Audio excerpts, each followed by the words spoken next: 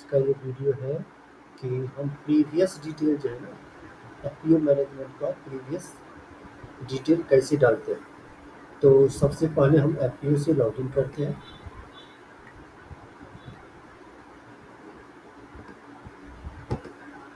FPO से login करते हैं।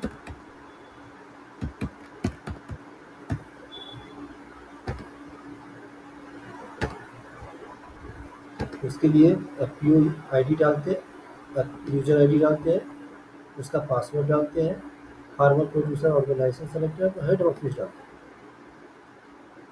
ये हो गया एफपीओ का login ID. Login page login page में आने के बाद हम जाते हैं सबसे पहले formation promotion of trade option.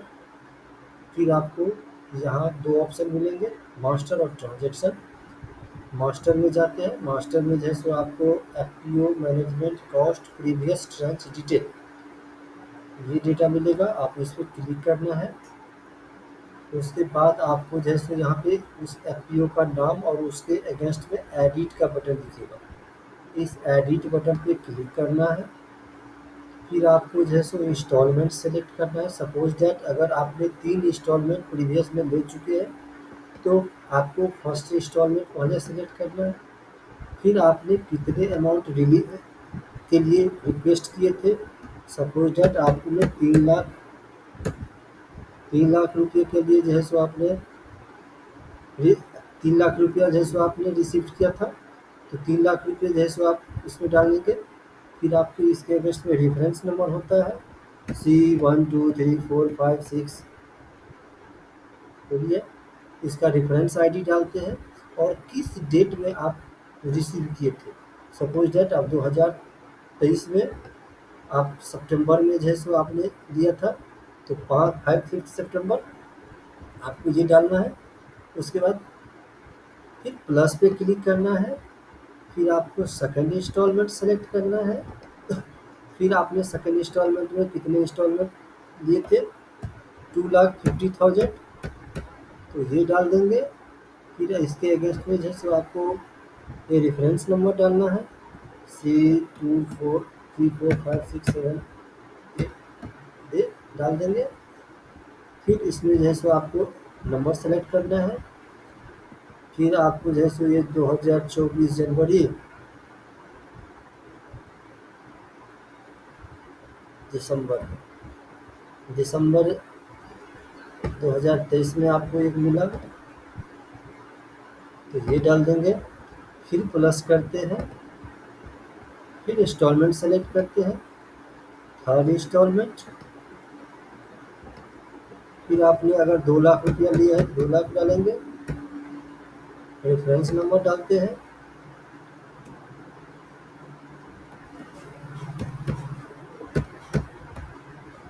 फिर इसका इशू अप्रूवल डेट डालते हैं।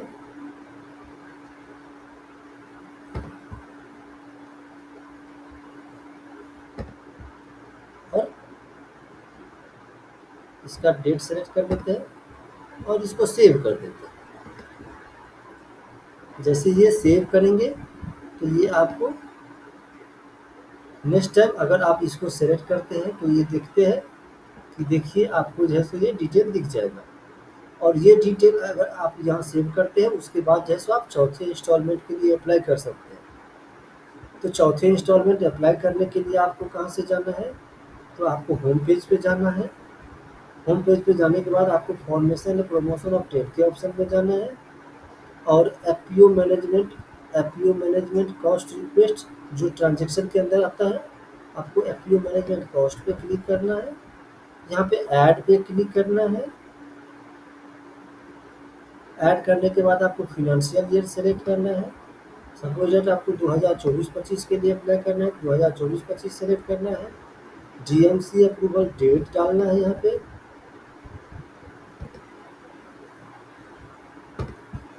जीएमसी अप्रूवल डेट डालते हैं। उसके बाद आप आ जाओ ये आपको जैसे बीओडी के डिटेल, अकाउंटेंट का डिटेल आपको सारे दिख रहे हैं। उसके बाद आप आ जाओ मैनेजमेंट कॉस्ट डिटेल में। मैनेजमेंट कॉस्ट डिटेल में देखिए आपने जो डिटेल ऐड किया था प्रीवियस में आपको यहाँ दिख रहा है। ऑफलाइन मोड से आप तीनों लिए थे। अगर आपको नया अप्लाई करना है तो आपको yes, applying new management cost yes. उसके बाद आपको जैसे फिर इंस्टॉलमेंट सेलेक्ट करना है।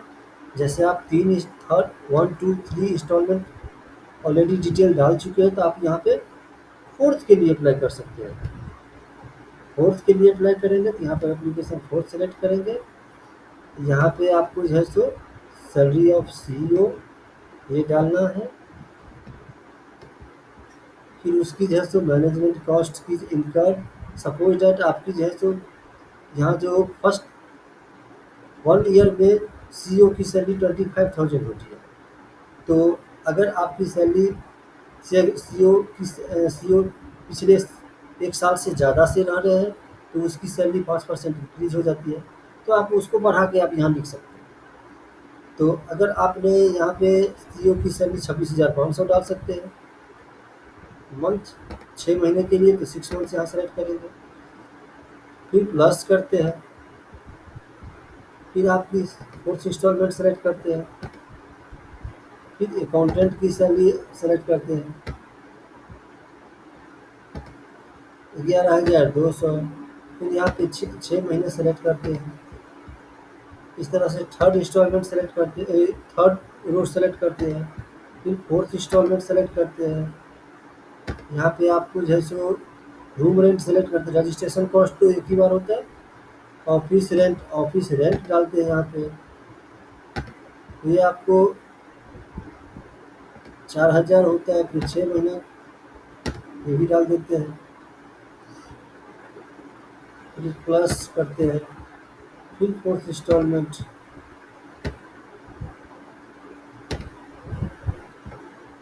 यूटिलिटी चार्ज इलेक्ट्रिसिटी और टेलीफोन चार्ज में आता है। इसमें आपको 1,000, ये भी 6 मंथ का होता है, सेलेक्ट करेंगे।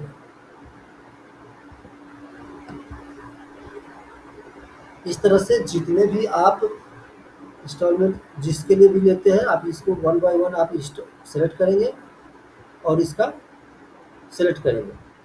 फिर फिनंशियल इंफॉर्मेशन आपको यहाँ से, financial information of FPO management cost से आता है, एफपीओ प्रोफाइल मैनेजमेंट से आता है। डॉक्यूमेंट डिटेल में जाइए, यहाँ डॉक्यूमेंट डिटेल डालिए। जैसे आपको डॉक्यूमेंट का नाम डालना है यहाँ पे और उसे यहाँ पे अपलोड करना है।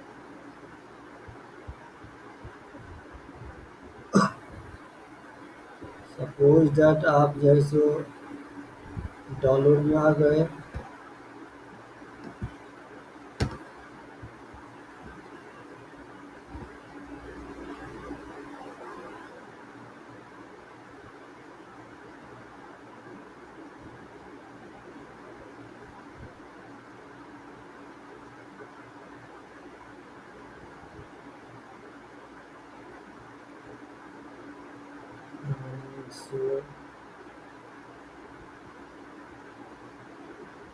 पीएफ फॉर्म 1 ये डाल देते हैं, कुछ भी डाल देते हैं।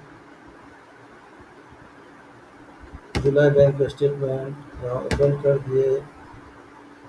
ये फाइल अगर सपोर्टिव नहीं होगा तो वो अपलोड नहीं होता है। यहाँ पे केवल पीडीएफ फाइल या जेपीजी ये मिलता है।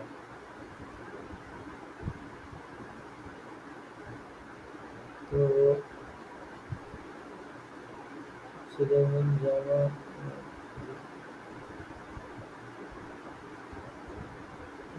से रीड डालना चाहिए।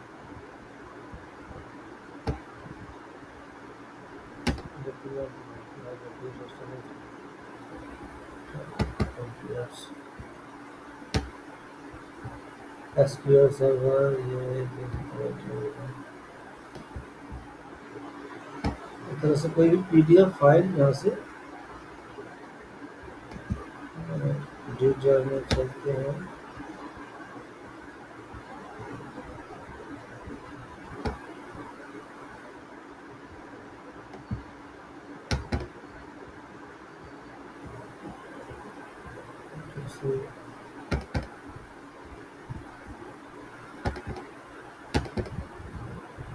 सपोज यहाँ में पीडीएफ है, यहाँ पे डॉक्यूमेंट डाल दिया और इसको सबमिट कर देते हैं।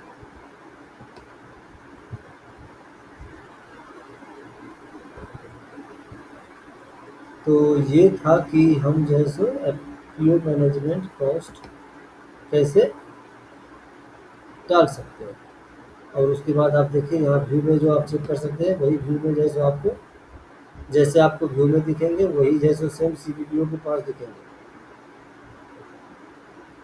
सीवीपीओ के पास दिख जाएंगे।